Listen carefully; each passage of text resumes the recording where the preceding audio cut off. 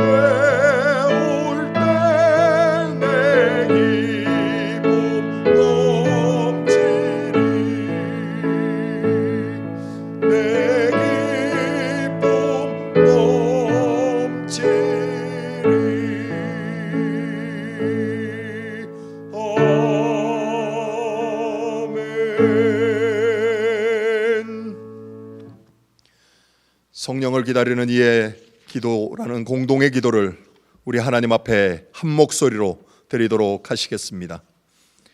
하늘과 땅의 모든 권세의 주관자 되시는 하나님, 창조를 통해 우리를 만드시고 하나님만이 섭리자 되심을 알게 하심에 감사합니다. 구원을 계획하시고 예정하사 하나님 뜻 저버린 무지하고 방탕한 이 죄인을 예수 그리스도로 말미암는 십자가의 대속 은총을 허락하심에 감사합니다. 부활의 새 생명으로 창조주 하나님의 영원 생명을 살아가도록 이 시대와 터전을 주어 그리스도의 몸된 교회를 세워가도록 우리를 각각 지체들로 불러주심을 감사합니다.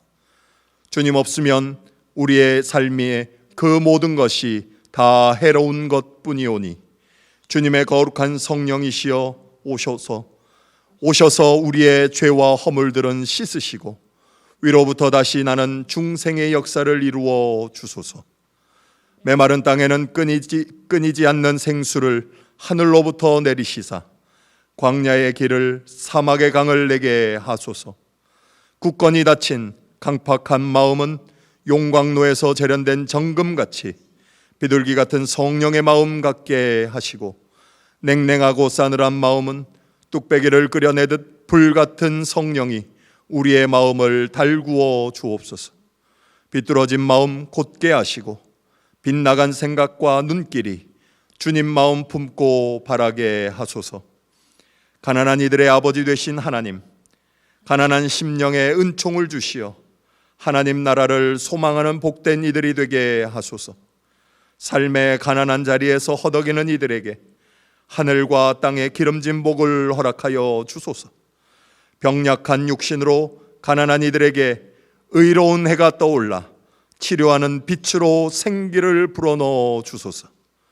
가장 큰 위로자, 영혼의 기쁨이신 주님을 기다리는 우리에게 풍성히 허락하여 주옵소서. 우리를 도우시는 보혜사 성령님, 우리의 약함을 도와 주옵소서. 우리는 어떻게 기도해야 할지도 알지 못하오나 성령께서 하나님의 뜻을 따라 성도를 대신하여 친히 이루다 말할 수 없는 탄식으로 간구하여 주심을 믿습니다. 사람의 마음을 꿰뚫어 보시는 하나님이 성령의 생각을 아시며 이끄신다고 하셨사오니 성령께서 우리가 일할 때에 평안의 안식을 허락하여 주시고 무더위로 흘리는 땀을 시원함으로 식혀주시고 슬픔의 눈물을 흘릴 때 그 눈물을 닦아주시고 분노와 좌절에 빠져 있을 때 풍랑을 잠잠케 하시듯 심령을 잔잔케 하여 주옵소서. 이 세상 모든 것의 주인이신 하나님, 지금 우리 믿음의 가족들이 찬송과 기도와 말씀을 통해 신령과 진정으로 당신을 예배하오니 우리의 예배를 받아 주소서. 인간의 자기 열망과 체념을 향해 떨어지는 예배가 아니라 오직 하나님께만 영광이 돌아가는 예배가 되기 원하옵나니 인도하여 주옵소서. 이 예배 가운데 주님의 임재에 참여한 우리 모든 성도들 중에 어느 한 사람도 영적으로 소외되지 않도록 이곳에도 저곳에도 그리고 그곳에도 함께 하옵소서. 참된 생명과 거룩과 진리와 의의 근원이 되시며 우리에게 거룩한 성령을 약속하시고 친히 하늘로 오르셨으나 하나님 앞과 산자와 죽은 자를 심판하러 다시 오실 예수 그리스도의 이름으로 기도드립니다. 아멘.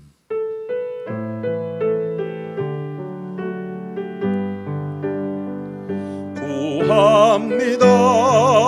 내가 주의 은혜를 나의 삶에 충만한 주의 은혜를 원합니다. 내가 주와 동행을 나의 삶을 주님과 함께 주의 은혜의 비를 내게 내려주소서. 주의 은혜의 강에 나를 담가주소서. 내 앞에 놓여있는 크고 작은 문제를 크신 주의 은혜로 모두 흘려보내 주소서.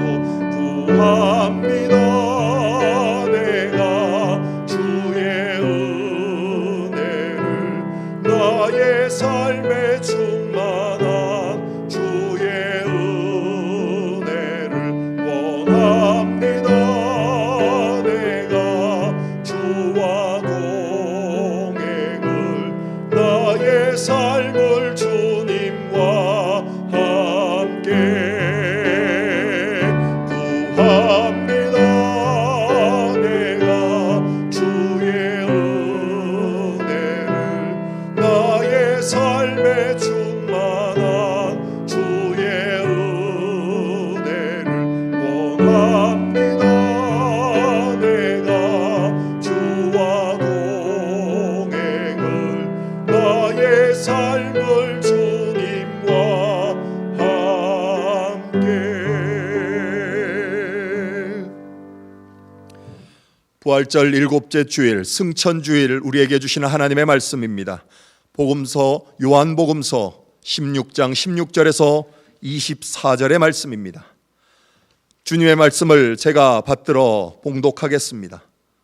조금 있으면 너희는 나를 보지 못할 것이다. 그러나 또 조금 있으면 나를 볼 것이다. 그의 제자 가운데서 몇몇이 서로 말하였다. 그가 우리에게 조금 있으면 나를 보지 못하게 되고 또 조금 있으면 나를 볼 것이다 하신 말씀이나 내가 아버지께로 가기 때문에 라고 하신 말씀은 무슨 뜻일까? 그들은 말하기를 도대체 조금 있으면 이라는 말씀이 무슨 뜻일까? 우리는 그가 무엇을 말씀하시는지 모르겠다 하였다. 예수께서는 제자들이 자기에게 물어보고 싶어하는 마음을 아시고 그들에게 말씀하셨다. 내가 조금 있으면 너희가 나를 보지 못하게 되고 또 조금 있으면 나를 볼 것이다 한 말을 가지고 서로 의논하고 있느냐? 내가 진정으로 너희에게 말한다. 너희는 울며 애통하겠으나 세상은 기뻐할 것이다. 그러나 너희가 근심에 쌓여도 그 근심이 기쁨으로 변할 것이다. 여자가 해산할 때에는 근심에 잠긴다. 진통할 때가 왔기 때문이다. 그러나 아이를 낳으면 사람이 세상에 태어났다는 기쁨 때문에 그 고통을 더 이상 기억하지 않는다. 이와 같이 지금 너희가 근심에 쌓여 있지만 내가 다시 너희를 볼 때에는 너희의 마음이 기쁠 것이며 그 기쁨을 너희에게서 빼앗을 사람이 없을 것이다. 그날에는 너희가 나에게 아무것도 묻지 않을 것이다. 내가 진정으로 너희에게 말한다. 너희가 아버지께 구하는 것은 무엇이나 아버지께서 내 이름으로 주실 것이다. 지금까지는 너희가 아무것도 내 이름으로 구하지 않았다. 구하여라. 그러면 받을 것이다. 그래서 너희의 기쁨이 넘치게 될 것이다. 아멘. 이 말씀에 근거하여 우리의 신앙을 사도신경으로 고백하시겠습니다. 전능하사 천지를 만드신 하나님 아버지를 내가 믿사오며 그 외아들 우리 주 예수 그리스도를 믿사오니 이는 성령으로 잉태하사 동정녀 마리아에게 나시고 본디오 빌라도에게 고난을 받으사 십자가에 못 박혀 죽으시고 장사한 지 사흘 만에 죽은 자 가운데서 다시 살아나시며 하늘에 오르사 전능하신 하나님 우편에 앉아 계시다가 저리로서 산자와 죽은 자를 심판하러 오시리라. 성령을 믿사오며 거룩한 공회와 성도가 서로 교통하는 것과 죄를 사하여 주시는 것과 몸이 다시 사는 것과 영원히 사는 것을 믿사옵나이다. 아멘.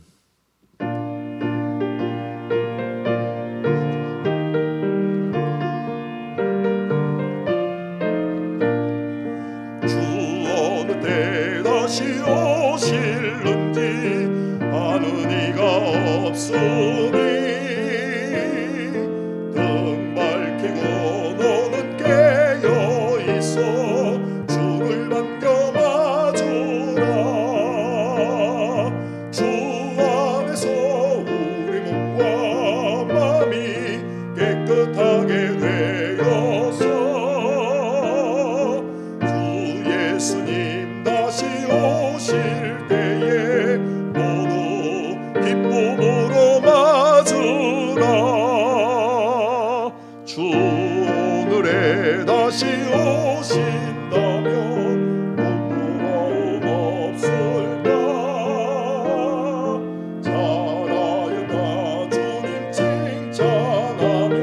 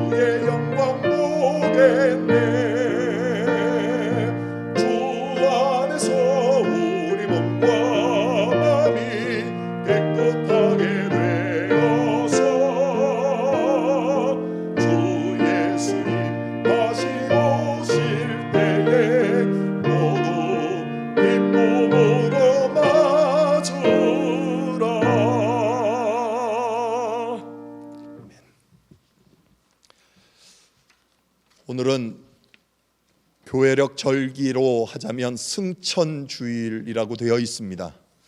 승천주일은 지난 목요일 이제 21일입니다. 21일의 이제 예수님께서 십자가에 죽으셨다가 사흘 만에 부활하신 후에 이제 40일 동안 제자들과 함께 하나님 나라의 복음을 증거하시고 이제 하늘로 승천하신 날, 그 승천하신 날이 지난 목요일로 해서 Ascension Day라고 되어 있습니다. 그 날이 이제 예수 승천일이라는 날을 기념하는 것입니다. 그리고 이제 열흘 뒤죠. 그러니까 다음 주일이 됩니다.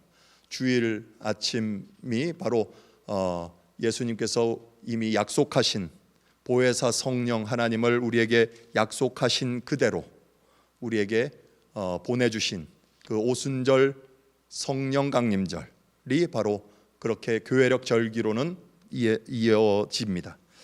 사도행전 1장 4절 후반부에 보시면 예수님께서는 그런 약속을 하셨죠. 너희는 예루살렘을 떠나지 말고 내게서 들은 아버지의 약속을 기다려라 라고 하셨어요. 그 말씀처럼 아버지의 약속을 기다리는 것, 그것이 바로 이제 보혜사 성령을 기다리는 날, 성령 강림절입니다. 이제 부활하신 예수께서 40일 동안 이제 마지막 생애를 제자들과 많은 무리들과 함께 보내시고, 우리가 지난 주일 함께 보았던 말씀인 사도행전 1장 9절의 말씀처럼 이 말씀을 하신 다음에 그가 그들이 보는 앞에서 들려 올라가시니 구름에 쌓여서 보이지 않게 되었다. 말 그대로 하늘로 올라가신 것이 됩니다. 여기 이제 구름에 쌓여 보이지 않게 됐다는 것이, 어떤 사람들은 이제 손오공처럼 근두운을 타고 올라간 것처럼 예수님도 구름 타고 올라간 것처럼 얘기를 하는데, 성경에는 구름 타고 올라가지는 않았습니다. 올라가셨을 때 구름이 그를 감싸버린 겁니다. 즉 그것은 하나님의 그 신비, 하나님의 아버지의 그 신비의 자리로 갔다는 것을 뜻하는 겁니다. 그래서 우리의 영 안으로, 우리의 육 안으로, 우리의 시선으로는 그것을 확인할 수 없다는 것을 비유적으로 표현한 것이 그 신비적인 기적의 사건을 이 구름에 쌓여 보이지 않게 되었다라고 성경이 기록하는 겁니다. 하나님께서 그 아들 예수 그리스도를 우리의 구원의 은혜로 대속의 제물로 허락하시고 그 아들을 통해서 우리에게 구원을 주셨습니다. 그뿐만 아니라 그 아들을 죽음과 사망과 어둠의 권세에서 깨어 새 생명, 즉 하늘의 생명으로 부활케 하십니다. 그 부활의 역사를 우리에게 또 허락하십니다. 그리고 하나님께서 그 아들을 데리고 올라가시는 겁니다. 그러면 우리에게 있어서는 이제 그 약속된 성령을 통해서 그 부활의 삶을 우리로 살아가게 하시는 것, 그것이 바로 이 하나님께서 우리에게 약속하신, 예수님께서 아버지의 약속을 기다리라고 한 그 기다림의 자리에서의 모습인 겁니다. 오늘 우리가 함께 읽은 이 부활절 일곱째 주일 복음서의 말씀인 이 요한복음 16장의 말씀은 바로 이 이야기를 이미 예수님께서 십자가 고난의 사건 이전에 제자들과 많은 이들에게 설교하셨다는 거예요. 가르치셨다는 겁니다. 알리셨습니다. 여러분들이 잘 아시는 대로 이 16장은 예수님의 고별 설교 중에 한 부분입니다. 요한복음 13장에서부터 17장까지 긴 시간을 통해서 예수님은 제자들에게 자신의 마지막 이 고별 설교를 감행하셨습니다. 그러면서 하시는 말씀이 그거였습니다. 나는 더 이상 너희와 함께 있지 않는다. 나는 더 이상 너희와 함께 있지 않는다 하였어요. 그 얘기를 들은 제자들은 근심하게 됐습니다. 이 근심의 내용은 물론 예수님과 함께 했던 3년이라는 세월의 그 시간에 함께 나누었던 그 기억들, 추억들, 그리고 예수님을 볼 수 없다는 것에 대한 안타까움, 거기에 대한 근심이기도 할 겁니다. 그러나 그보다 더 큰 근심이 있습니다. 그게 뭡니까? 바로 자신들의 기대와 바람, 예수로 인해서 채워질 줄 알았던 기대와 바람이 이제 예수가 떠나버리는 바람에 아직 이루어지지 않았는데, 아직 우리에게 주어지지 않았는데 떠나신다고 하니 그것을 바라볼 수 없는, 앞이 캄캄해진 그들의 삶에 대한 근심입니다. 제자들은 철저히 자기중심적이었습니다. 자기의 욕심을 채우는데 급급했죠. 예수님을 따라다니는 목적이 거기에 있었죠. 오죽하면 예수님이 그 나라를 이루실 때에 우리를 좌우편에 놓아주십시오라고 지들끼리 싸우겠습니까? 지들끼리. 승전가를 부르고 예루살렘으로 입성했던 예수님, 그리고 성전에 들어가서 성전에서 매매하는 자들의 상을 다 뒤엎으신 것처럼 이제 예수님이 곧 이룰 그 나라에서 이렇게 뒤집어 엎는 역사가, 이 세상의 모든 세력들을 뒤집는 역사가, 그래서 우리에게 무언가 주어질 듯한 그런 일들이 있을 거라는 생각. 그런데도 불구하고 예수님은 그 마지막 순간까지도 뭘 얘기하십니까? 마지막 말씀이 뭡니까? 나는 이제 떠난다. 난 이제 죽으러 간다. 나는 이제 아버지께로 갈 거다.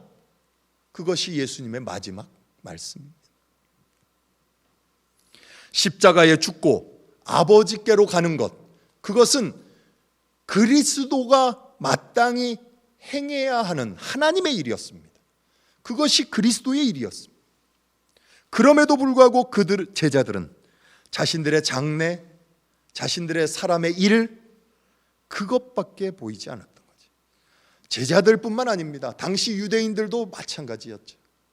그들이 생각하고 꿈꾸었던 것, 그것이 우리 지난 주일 말씀 가운데 있었지 않습니까? 사도행전 1장 6절에 뭐라고 되어 있었죠? 사도들이 예수님께 묻지요. 뭐라고요?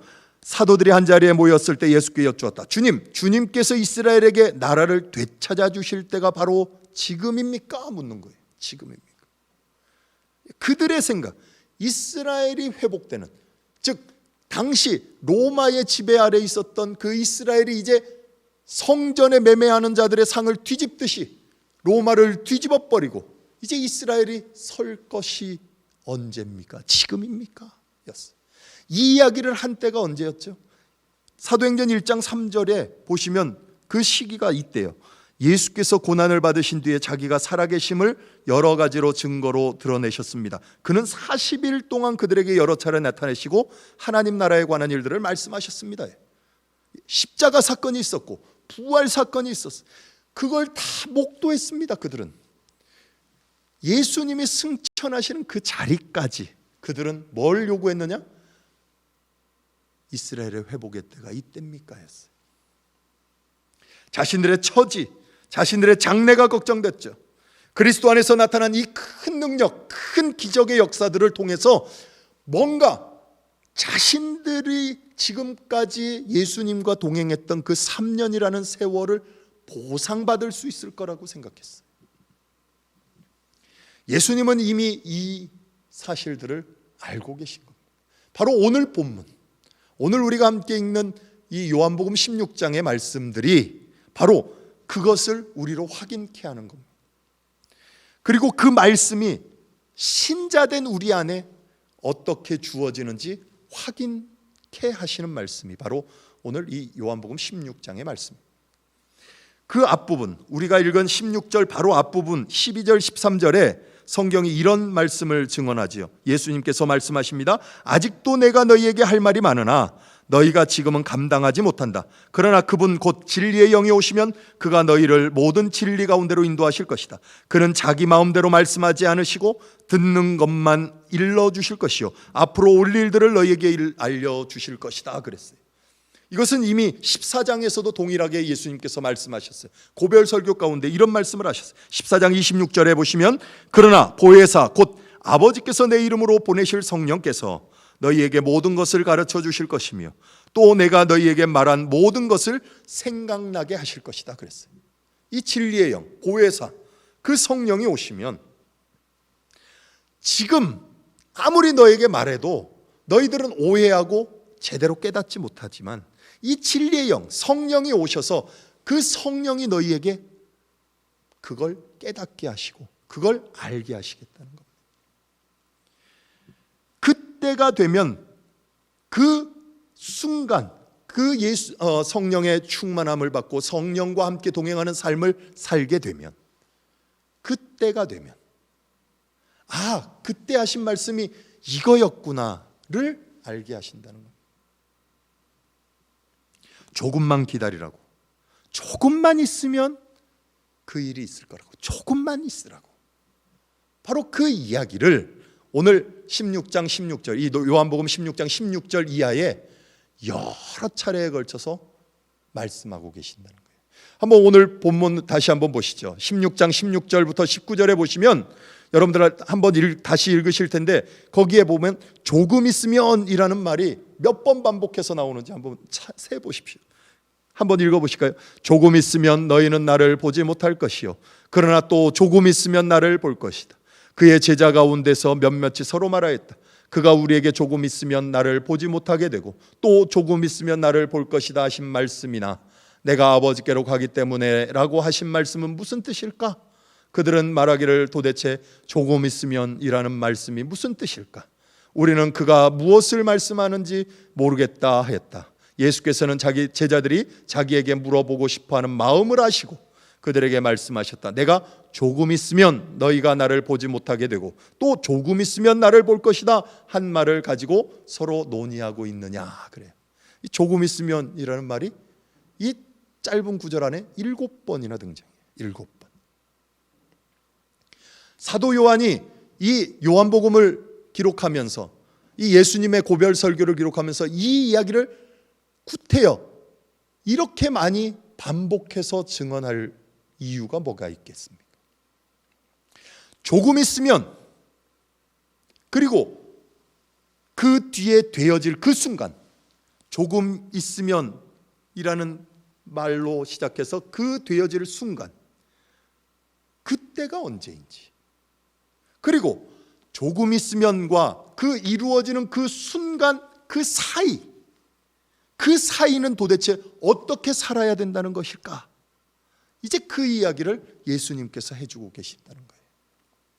먼저 그때가 언제인지 조금 있으면 그것이 되어질 그 순간 그때가 언제인지 오늘 성경 본문을 잘 보시면 거기에 힌트를 이렇게 제공해요. 사도 요한이 오늘 본문 16절 말씀에 보시면 이 이야기가 17절에는 제자들의 입에서 나오고 19절에는 다시 의심하고 있는 제자들을 향해서 예수님이 또 한 번 하시는 말씀에 반복되는 구절 3번이 있습니다. 그게 뭐냐? 이겁니다.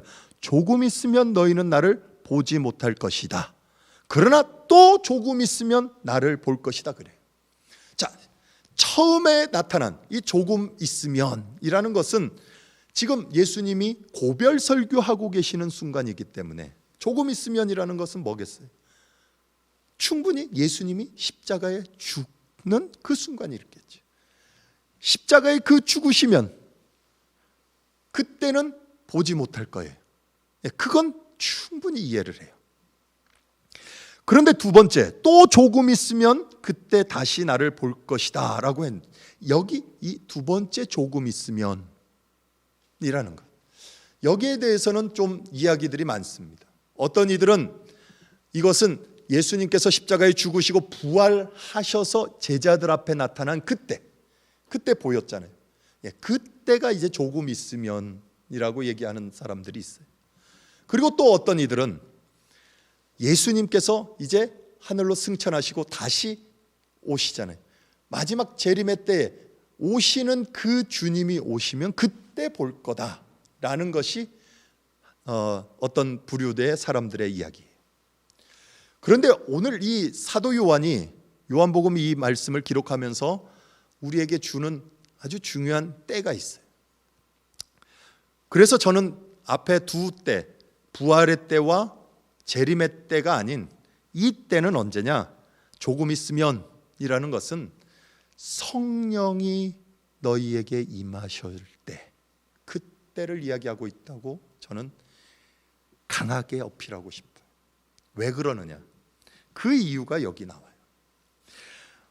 요한복음 16장 전체를 보시면 고별 설교 전체, 이제 13장에서부터 15장을 걸쳐서 16장 바로 15절까지의 이야기를 잘 보시면 어떤 이야기가 계속해서 예수님의 입에서 증거되고 있느냐? 바로 이 성령, 보혜사 성령에 대한 이야기가 증거되고 있어요. 그래서 요한복음 16장 바로 앞절 15절 앞부분까지는 어떤 이야기가 등장하냐면 성령의 역할이 등장해요. 성령이 오시면, 보혜사 성령이 진리의 영이 오시면 이런 일들을 하실 것이다 하고 조금 있으면 나를 못 보고 조금 있으면 나를 볼 것이다 하시는 거예요. 그 이유가 한 가지가 있어요. 그리고 또 한 가지 이유가 있어요. 이것은 한글 성경이나 영어 성경에는 찾아보기 참 힘든 부분이지만 이 헬라어 성경, 이 원문 성경에서 이 사도 요한이 왜 조금 있으면 너희가 나를 보지 못하지만 또 조금 있으면 나를 볼 것이다 할 때 이 본다라는 두 단어를 다른 단어로 썼을까? 원문에는 다른 단어로 썼어요. 영어 성경은 다 see예요. 한글 성경에는 본다예요. 원문에는 다른 성경이에요. 다른 단어를 썼어요. 첫 번째 처음 조금 있으면 나를 보지 못한다 라고 했을 때 이 본다라는 이 헬라어 원어는 사도 요한이 언제 썼냐면 이 상황에 썼어요.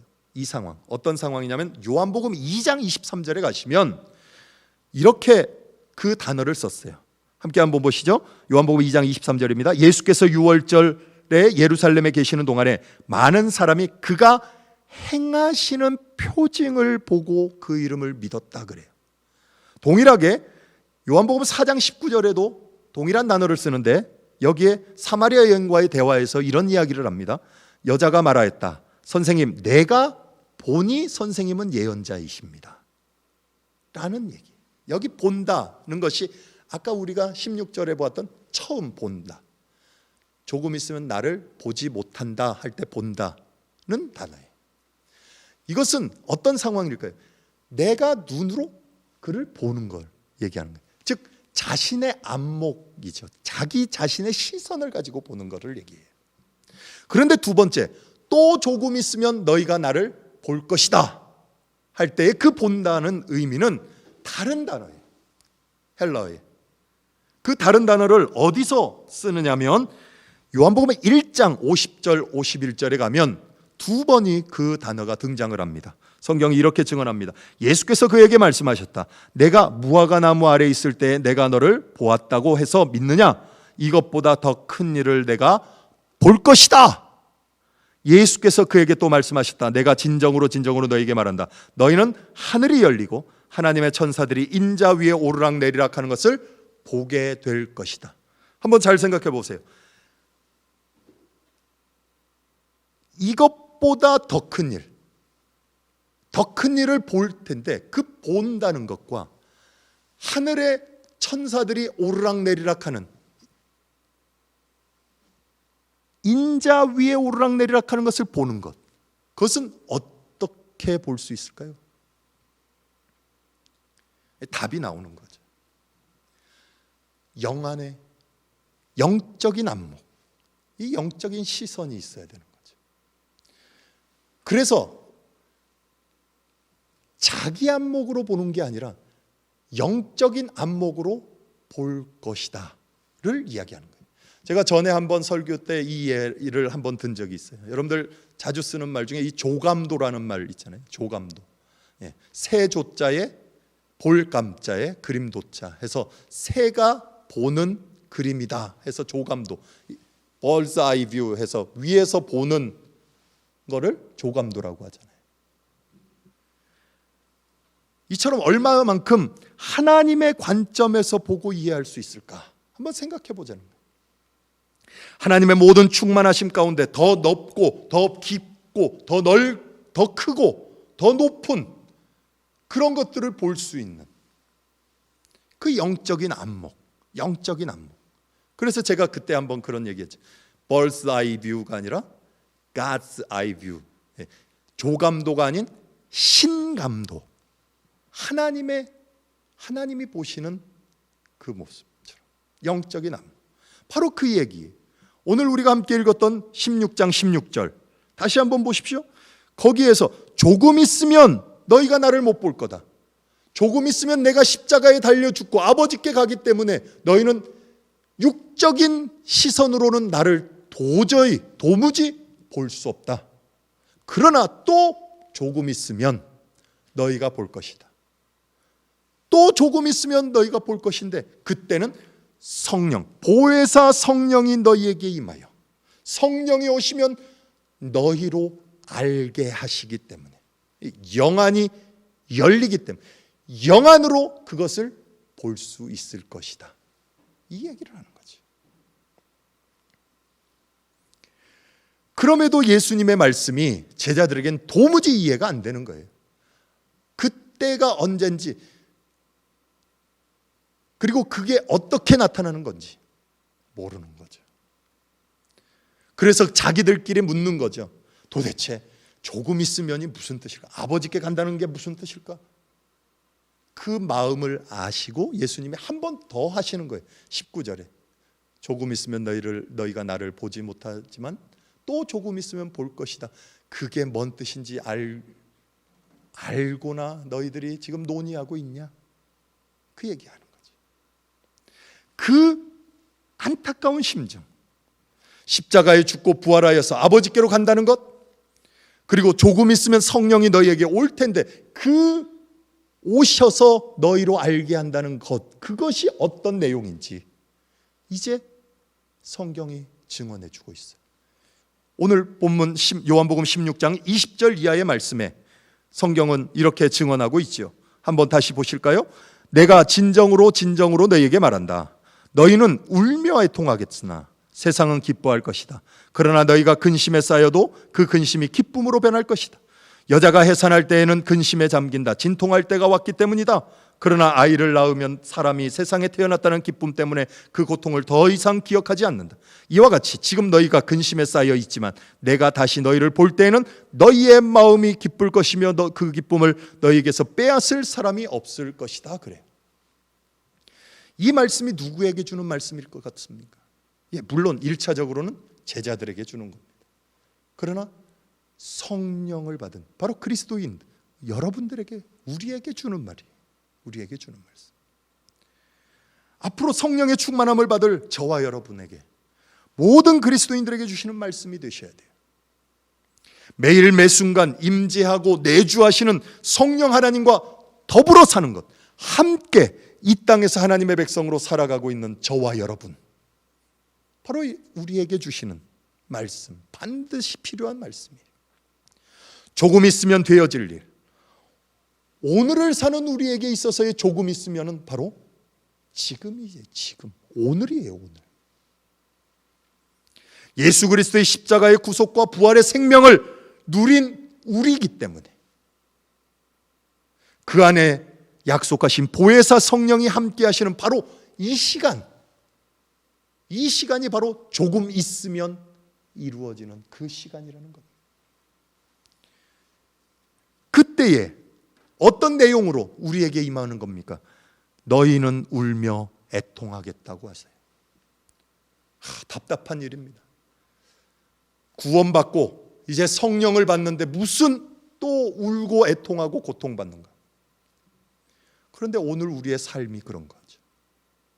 이러지도 저러지도 못하는 오늘의 우리의 삶 말이에요. 생사를 우리 스스로가 결정할 수 있습니까? 그럴 수 없는 거죠. 바로 오늘 우리의 모습이죠. 애통하고 눈물을 흘리는 시간. 자신의 안목으로 보아도 앞이 보이지 않는 현실의 삶. 우리는 울며 애통하고 있는 거예요. 그런데 그때 누구는 기뻐한다고요? 세상이 기뻐한다. 우리가 애통하고 고난받지만 세상은 그때 기뻐한다고. 그리고 우리는 근심에 쌓이게 될 것이래요. 그런데 그 근심이 뭐라고요? 변하여 기쁨이 될 것이라는 거예요. 답답합니다. 도대체 이게 앞에서 이야기한 조금 있으면도 헷갈리는데 이 이야기가 더 답답해지는 거예요. 그냥 근심, 눈물, 애통 아무것도 없고 그냥 다 기쁨이고 다 평안만 있으면 좋겠는데 그게 아니라 오히려 더 조금 있으면 그때는 눈물과 애곡하는 일이 있다고요. 그걸 세상이 오히려 기뻐한다고요.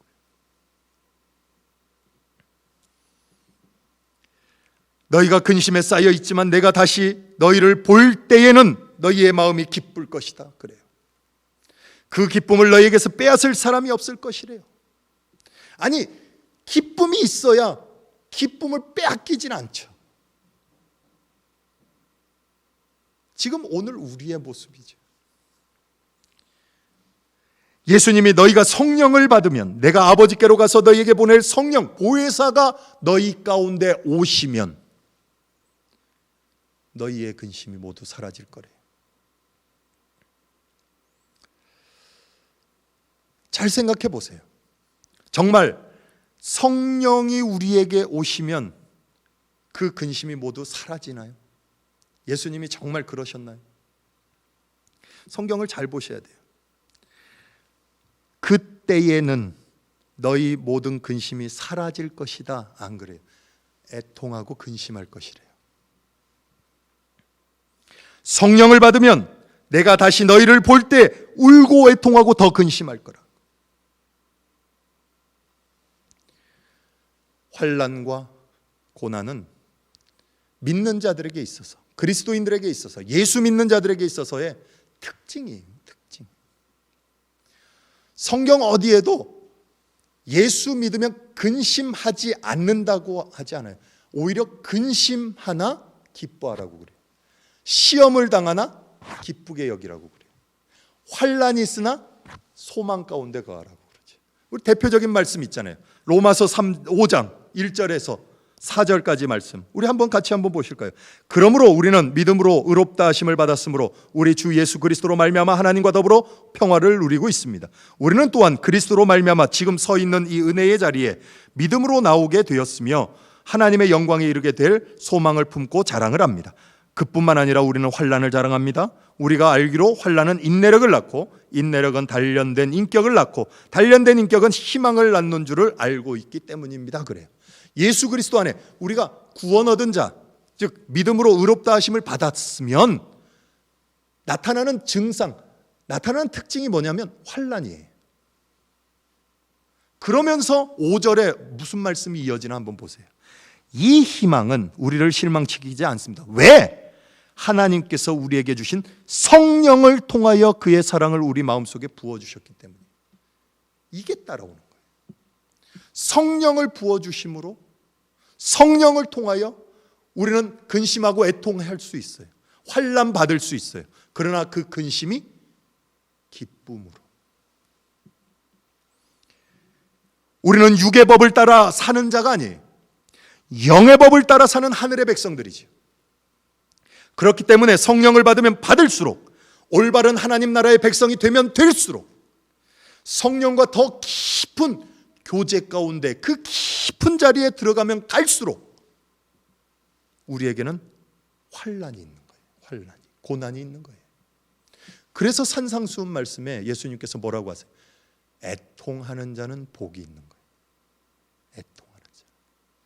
복 받은 자들이 애통하는 거예요. 어떤 복이요? 하나님의 위로를 받은 자들, 성령을 받은 자들이기 때문에 환난 가운데 거하는 거예요. 그러나 그 환난이 그냥 환난이나요? 아니죠. 우리에게는 성령을 통해 그것을 기쁨으로 허락하시는 환난인 거예요.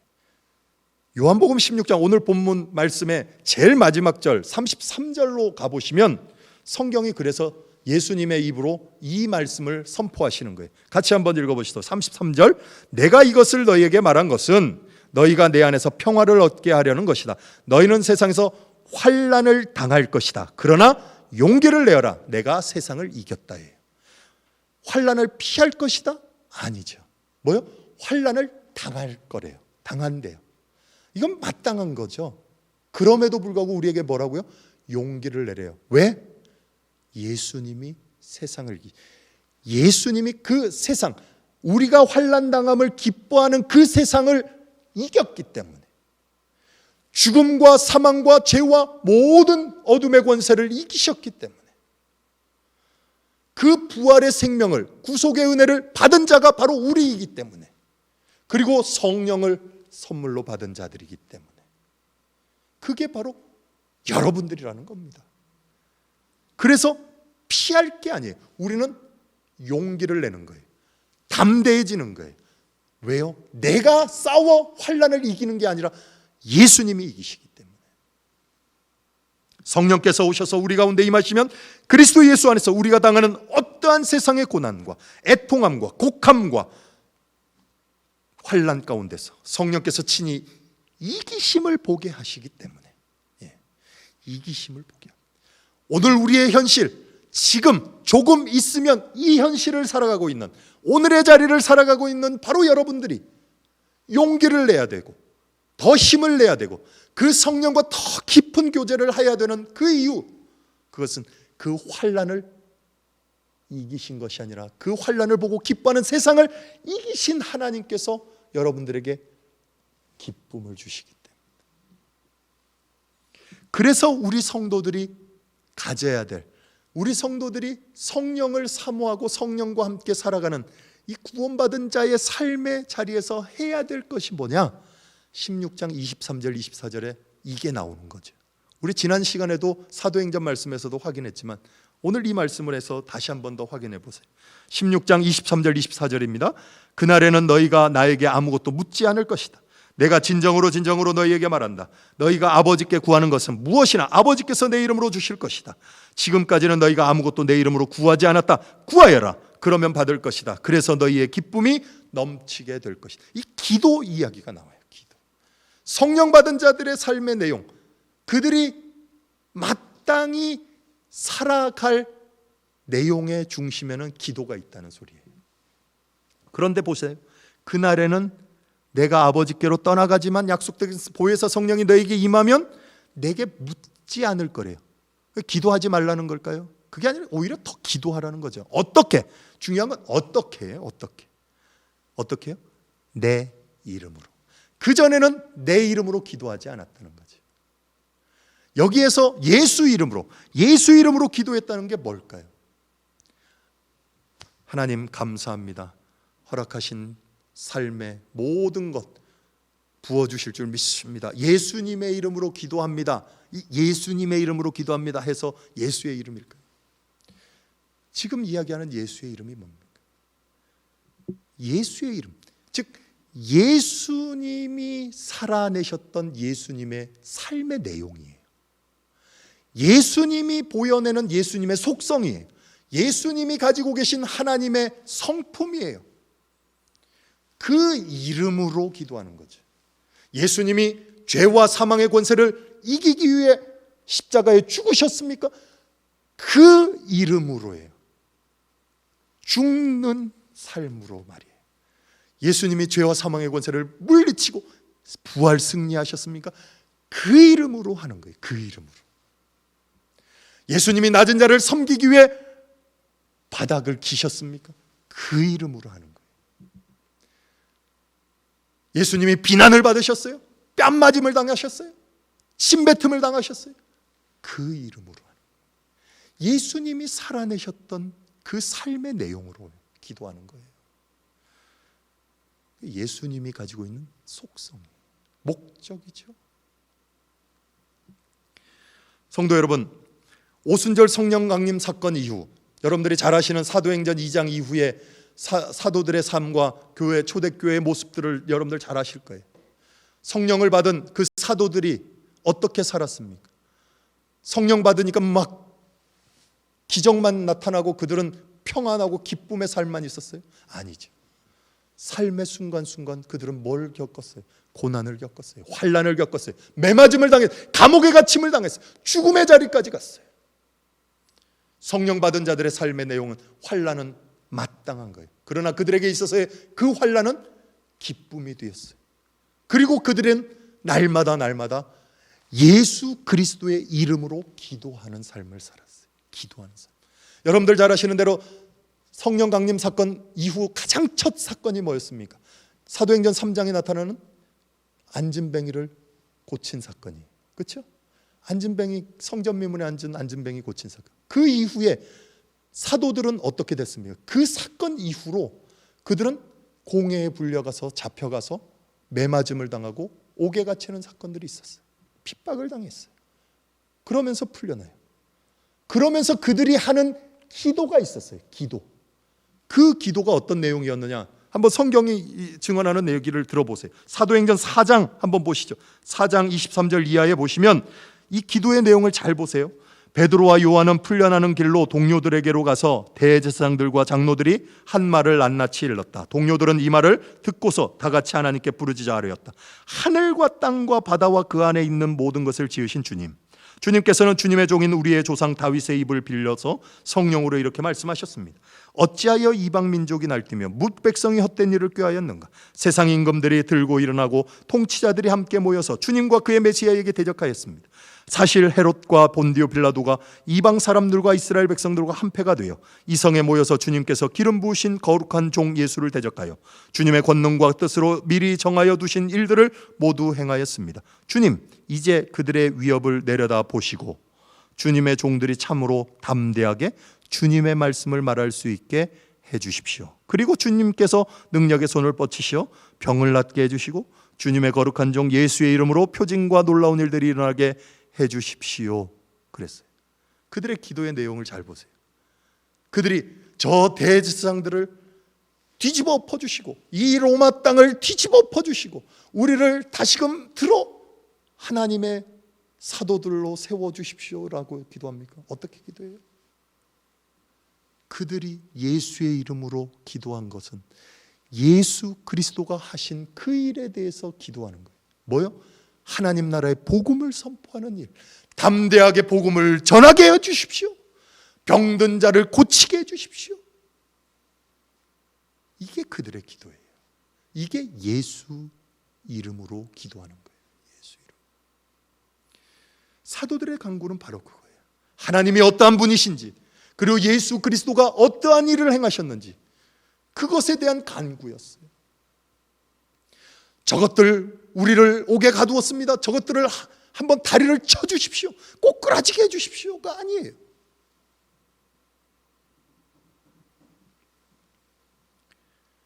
이것은 전혀 세상과 다른 기도예요. 세상이 부르짖고 세상이 요구하고 세상이 간구할 내용들은 뭡니까? 나 잘되게 해주시고 내가 어떻게 해서든 다 잘돼서 그래서 예수 잘 믿게 해주십시오잖아요. 그러나 하나님의 구원을 받은, 그리스도의 구속을 받은, 그리고 성령의 충만함을 받은 자들의 기도는 그 기도가 아니에요. 예수 그리스도의 이름으로 같이 한다 할지라도 그런 기도가 아니라는 거예요. 조금 있으면, 바로 조금 있으면 우리가 살아내야 되는 그 신자의 삶의 내용, 제자들의 삶의 내용, 그리고 우리 성도들의 삶의 내용이에요. 오늘을 사는 우리가 그렇게 살아야 된다는 것입니다. 이 이야기를 사도 바울은 좀 시간이 길어지지만 이 말씀을 우리가 꼭 보고 제가 마무리하고 싶어요. 골로새서 1장의 말씀을 우리 한번 잠깐 보시죠. 사도 바울은 이 바로 초대교회 골로새 교회와 하나님의 성도들, 하나님의 백성들을 향해서, 성령을 받은 자들, 그들을 향해서 이런 간구를 하고 있는 것을 우리에게 교훈 삼게 하십니다. 골로새서 1장 9절에서 12절 말씀 한번 보실까요? 같이 읽죠. 그러므로 우리가 여러분의 소식을 들은 그날부터 우리도 여러분을 위하여 쉬지 않고 기도합니다. 우리는 하나님께서 여러분에게 모든 신령한 지혜와 총명으로 하나님의 뜻을 아는 지식을 채워주시기를 빕니다.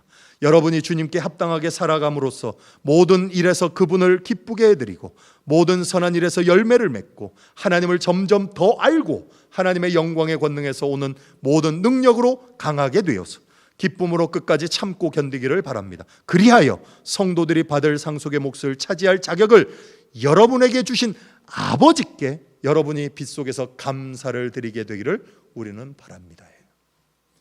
이 기도의 내용을 잘 보십시오. 하나님을 더 아는, 하나님을 더 알아가는, 그리고 그 복을 얻게 하신 그 하나님께 감사하는 것을 우리에게 요구하고 있는 거예요.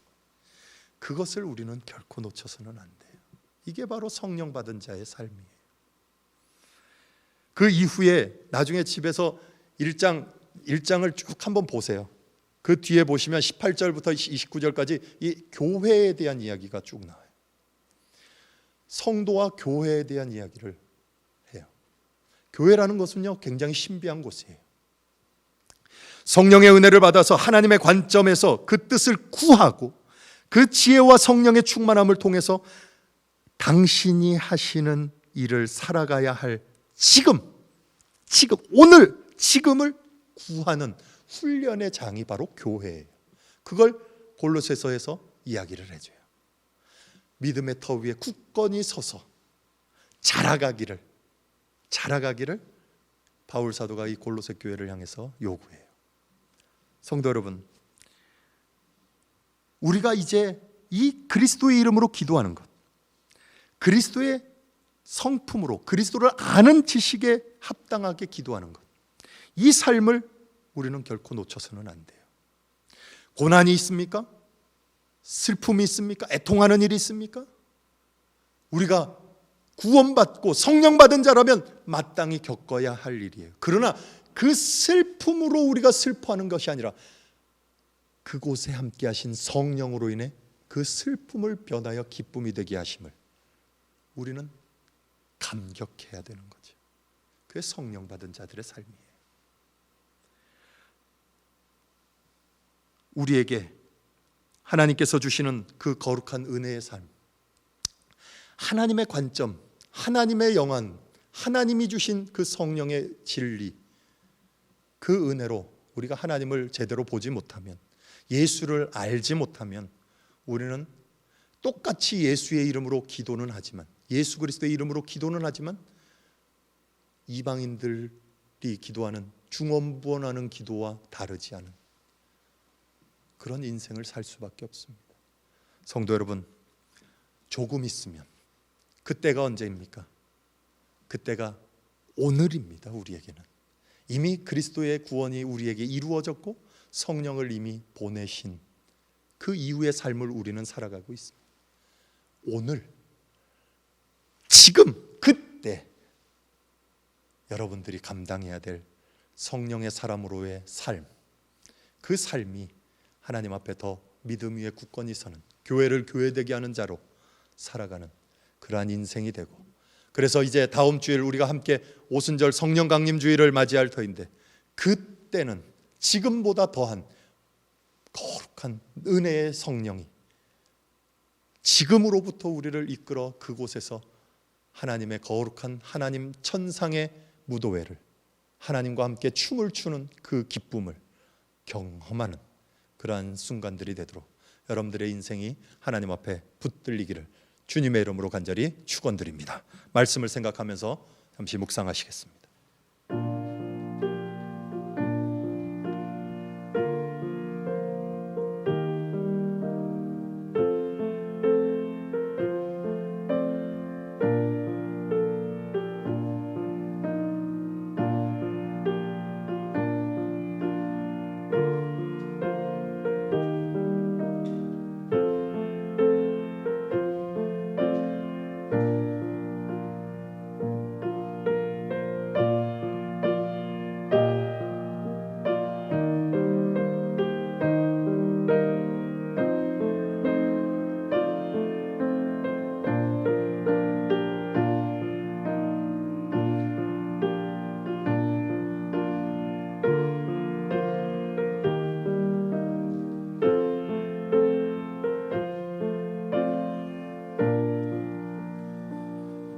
드려진 예물을 위해서 잠시 기도하시겠습니다. 거룩하신 하나님, 우리 안에 하나님이 계획하시고 섭리하신 그 구원의 은혜를 예수 그리스도를 통하여 허락하여 주시고, 예수 그리스도 안에 그 사망과 죄와 어둠의 권세로 가두어둘 인생이 아닌 살아 역사하고 살아 숨쉬는 하나님 나라의 영광을 선물하여 주시고, 그 허락받은 부활의 생명 가지고 또 우리가 하나님을 더 알아가는 자리로, 하나님을 더 기쁘시게 하는 자리로, 주님 앞에 더 가까이 나아가는 우리의 심령이 되도록 성령을 부으셔서 성령의 은혜의 삶을 고백하며 주 예수 그리스도의 이름으로 살아갈 수 있는 은혜의 터전과 삶을 우리 모든 성도들에게 허락하여 주신 줄 믿사오니, 그 삶의 자리에서 날마다 감사하며 감격하며 주님 허락하신 그 은혜를 따라 주님께 영광 돌리는, 그래서 환난을 당하나 담대하고 기뻐하고 감격하고 그 인내와 연단과 소망을 이루어 나가는 인생들이 우리 모든 성도들이 되도록 주 성부 성자 삼위일체 하나님께서 역사하시고 인도하여 주시옵소서. 오늘 바쳐진 예물을 하나님께서 기쁘게 받아 주시옵소서. 이 예물이 쓰여질 때마다 그리스도의 복음이 끊이지 않고 증거되어지게 하시고, 그리스도의 사랑이 증거되되 우리의 손길과 발길을 통해서 함께 증거되도록 우리 락빌 한인장로교회 성도들을 지키시고 보호하여 주시옵소서. 조금 있으면 그때 그것이 언제일지 우리는 혹 알지 못하나 하나님께서 속히 이루셔서 우리의 생업도, 우리의 삶의 자리도, 그리고 이 교회에서 드리는 거룩한 예배도 회복시키시고 다시금 열어 주실 줄 믿사오니 홀로 영광받아 주시옵소서. 예수 그리스도 이름으로 간절히 축복하며 기도하옵나이다. 아멘. 우리 함께 평화의 인사를 나누시도록 하십시다.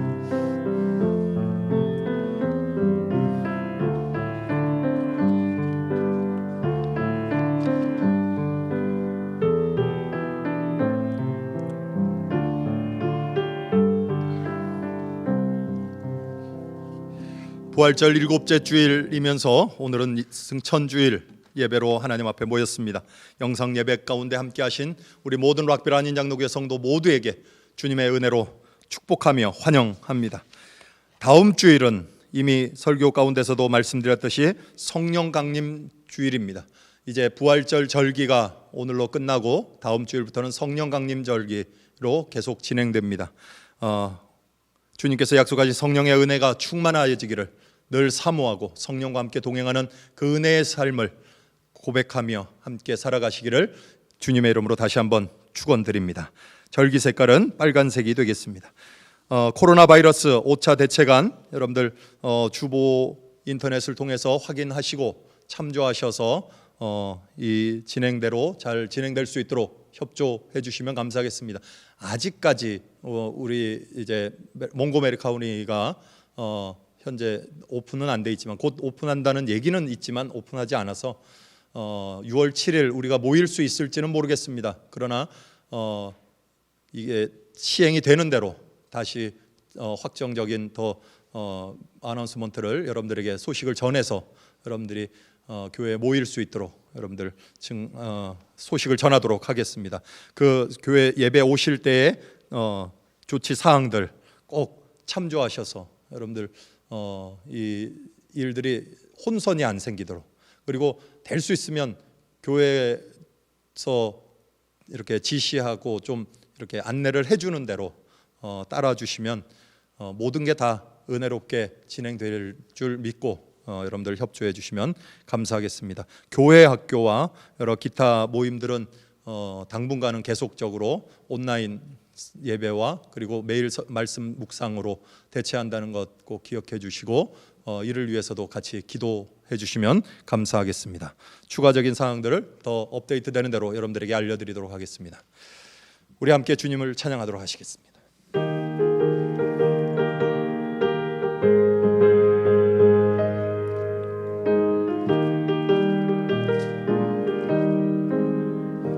모든 죄악 길에서 목자 없는 양같이 모든 사람 길 찾아 헤맨다. 주신 하나님 독생자를 보내사 너를 지금 부르니 나오라. 이때라 이때라 주의 긍휼 받을 때가 이때라. 지금 주께 나와 겸손하게 아뢰라. 구원함을 얻으리. 험한 십자가 위에 달려 돌아가신 주 다시 살아나셨네. 기쁘다. 죄인 구원하실 때 어서 주께 나와. 그 신 은혜 구하라 구하라. 이때라 이때라 주의 긍휼 받을 때가 이때라. 지금 주께 나와 겸손하게 아뢰라. 구원함을 얻으리. 주의 귀한 말씀에 영원 생명 있나니 주님 너를 용서해 주신다. 주가 부르실 때에 힘과 정성 다하여 주의 은혜 받으라. 이때라 주의 긍휼 받을 때가 이때라. 지금 주께 나와 겸손하게 아뢰라. 구원함을 얻으리. 세월 빨리 흐르고 세상 친구가 되는데 너의 영혼 오늘 밤 떠나도 주의 구원 받으면 천국에서 영원히 주와 함께 살리라. 이때라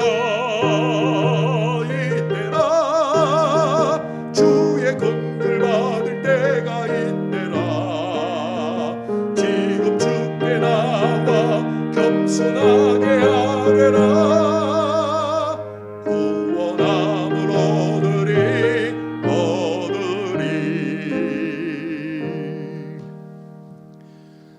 이제는 우리의 영원 생명이 되시며 아버지 하나님 보좌 우편에 앉아 계시나 다시 오실 우리 주 예수 그리스도의 무한하신 은혜와 그 아들을 통하여 이루어내시는 당신의 뜻과 당신의 목적과 당신의 섭리와 영광을 당신 홀로 받으실 뿐만 아니라 우리 위에 채워주시는 우리 아버지 하나님의 극진하신 사랑하심과 영원부터 영원까지 함께 하시며 우리의 생사화복 일거수일투족을 주장하시고 우리로 하나님을 알고 그리스도를 아는 지식에까지 자라가도록 우리 위에 생명과 능력과 권세를 허락하시는 성령 하나님의 감화감동 교통 위로하심, 이 환난의 시대에 눈물을 흘리고 애통하는 자들을 감싸고 그들을 품고 그들을 기뻐하게 할 진리의 성령을 사모하는 우리 모든 락빌 한인 장로교회 성도들과 그 일이 회복되기까지 그들의 삶의 자리에서 주 예수 그리스도 이름으로 기도하며 성도를 사랑하고 이웃을 보듬어 그 간절함을 회복받기를 사모하는 우리 모든 이들 위해 이 나라와 이 민족과 전 세계 위에 이제로부터 영원까지 함께 하시기를 간절히 축원하옵나이다. 아멘.